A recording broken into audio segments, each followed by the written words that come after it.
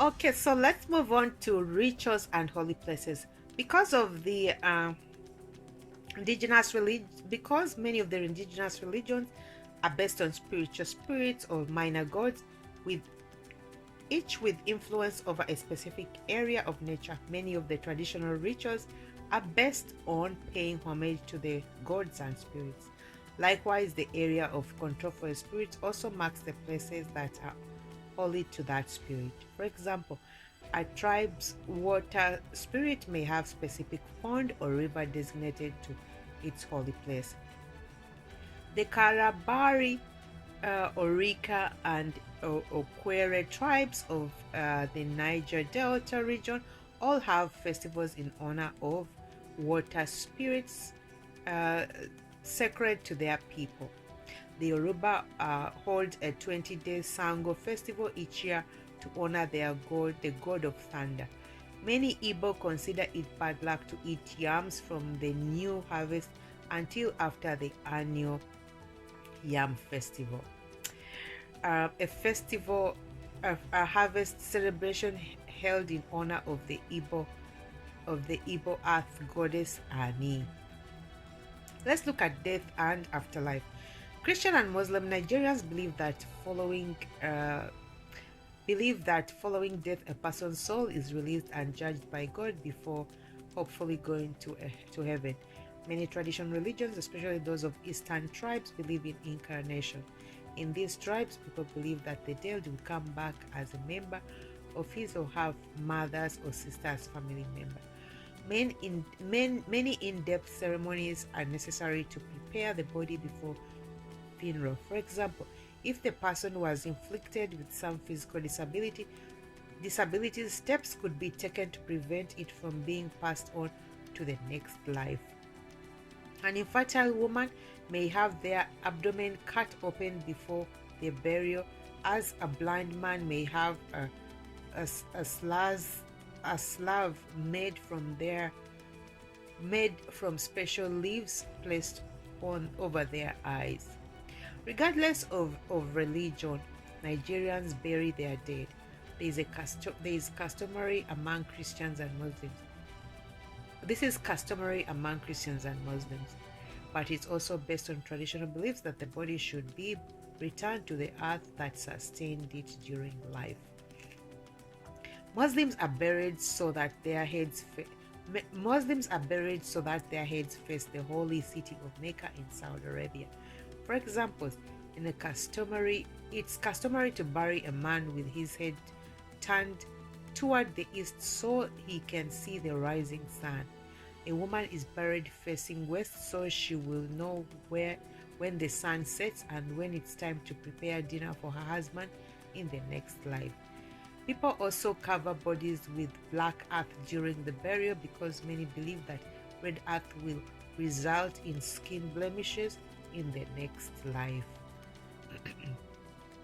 The ethnic groups in eastern Nigeria believe that more music and dancing and a funeral, the better the person's chances of a successful afterlife. The size of funerals depends on the social standing of the deceased. Men are expected to set aside money that will be used to ensure they will have a properly elaborate funeral. Women, children, and adolescents tend to have much less elaborate funerals. Let's look at medicine and healthcare. Nigerians, like people in many developing countries, suffer from widespread diseases and a poor healthcare system. Malaria, HIV, parasite infections, and childhood diseases are rampant throughout the country. Excuse me. Widespread poverty also contributes to the poor level of healthcare, as many people shy away from modern treatments that are too expensive. Corruption at all levels of government makes it difficult for healthcare, include for healthcare funding to trickle down to the average Nigerian.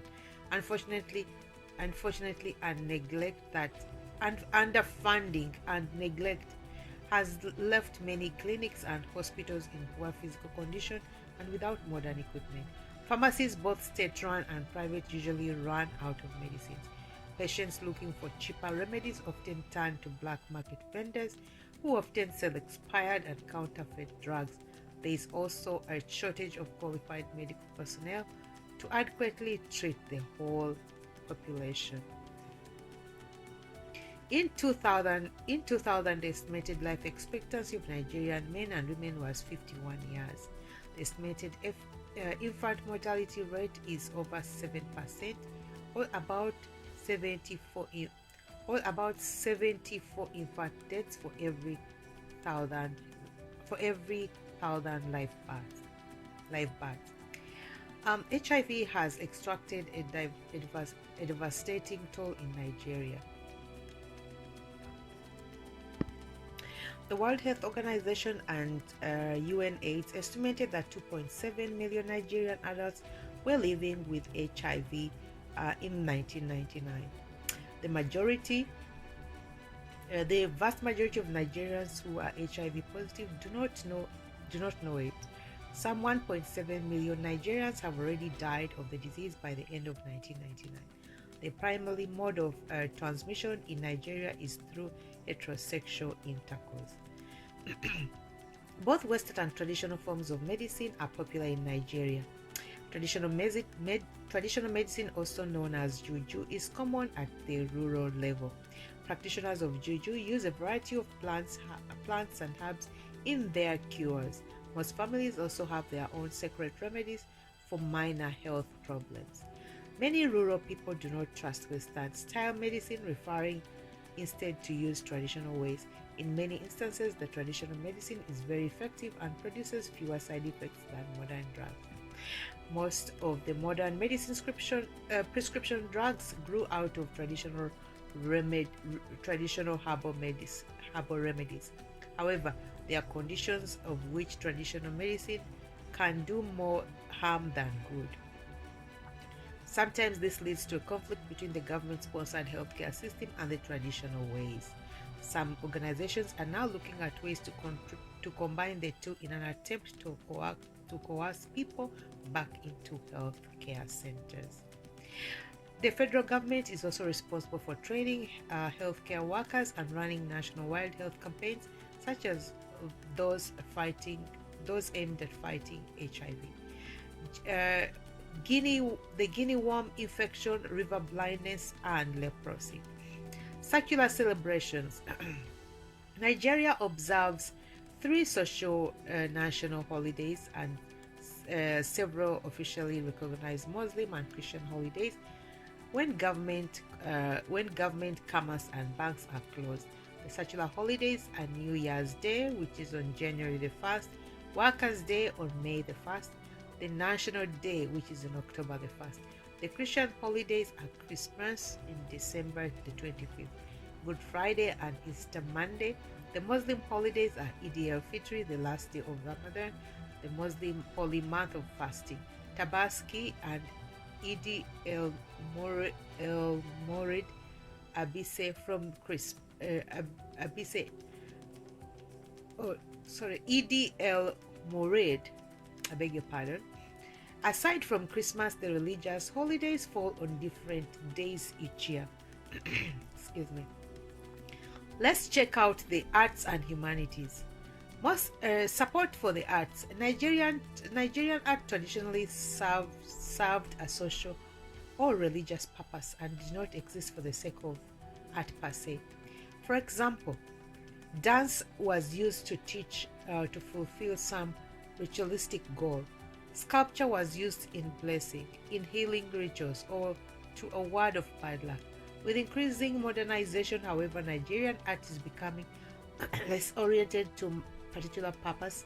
In some cases, Nigerians have abandoned all forms of art that no longer serve a purpose.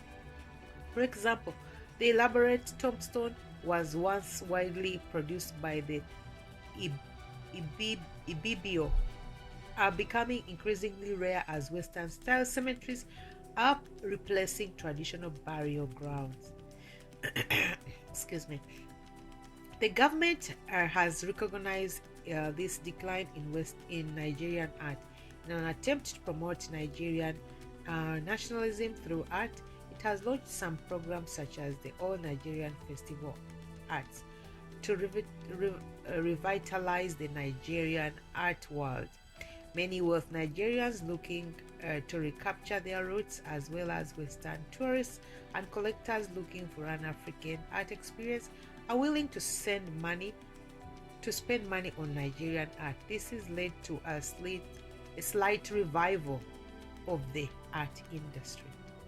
Let's look at the literature. Nigeria has long and incredibly rich literary history.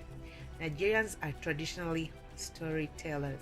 Much of the pre-colonial history in Nigeria is a result of stories handed down from generation to generation. With colonization, the introduction of reading, writing, and the English language, Nigerian storytellers soon began sharing their talents with a worldwide audience. Perhaps Nigeria's most famous writer is Wole Soyinka, who won the 1985 Nobel Prize for Literature. His most famous works include Dance of the Forest, Swamp Dwellers, and The Lion and the Jewel. Other famous Nigerian authors include Chinua Achebe, whose Things Fall Apart is a favorite among Western schools as an example of the problems inflicted on African societies during colonization, and Ben Okwi, whose novel The Famished Road won Britain's 1991 Booker Prize. Let's look at the graphic arts. Nigeria is famous for its sculpture. The bronze work of the ancient cities of Ife and Benin can be found in museums all over the world. These areas in southern Nigeria will produce large amounts of bronze castings, wood carvings, and terracotta sculptures that are also very popular. Nigerians are expert dyers, weavers, and tailors. They produce massive quantities of beautiful, rich, colorful textile. However, the majority of these are sold primarily to everyday wear and not as examples of art. Performance arts. Dance and music are perhaps the two most vibrant forms of Nigerian art. Nigerian music is dependent on strong rhythms supplied by countless drums and percussion instruments. High life is a type of music heavily influenced by Western culture. It sounds like an Africanized version of American big band or balloon or ballroom music. Afrobeat combines African rhythms and melodies with jazz and soul. One of Nigeria's best-known Afro artists is Fela Kuti, who was heavily influenced by American artists such as James Brown. Palm wine music gets its name from the palm wine salons where it's traditionally had. Its fast-paced, frenzied rhythms reflect the vivacious nature of many palm wine bars. Perhaps Nigeria's most popular form of music is juju, which uses traditional drums and percussion instruments to back up vocals and complicated guitar work. Most popular juju artists include King Sunny Ade, Ebenezer Obey, and Shina Peters. Let's look at the state of physical and social sciences. While Nigeria's system of higher education is better than most in Africa, many of its best and brightest students go to universities in the United States or Europe in search of better facilities and academic support. These students often stay abroad where there are more opportunities to pursue their talents and benefit economically. The loss of sharp and influential minds has left the physical and social sciences in a poor state than they need to be. The few sciences that are thriving in Nigeria, such as geology and petroleum sciences, are often headed by non-Nigerians, brought in by foreign companies that have contracts to exploit Nigerians' natural resources. So, ladies and gentlemen, we've come to the end of our fun facts as far as Nigeria goes. I want to thank you for having made it this far. Until our next video, please stay tuned. Once again, this was read to you by yours truly, Christine, compiled by everyculture.com, courtesy of Exhibit Africa Ubuntu Initiative. See you on our next video. Ciao for now.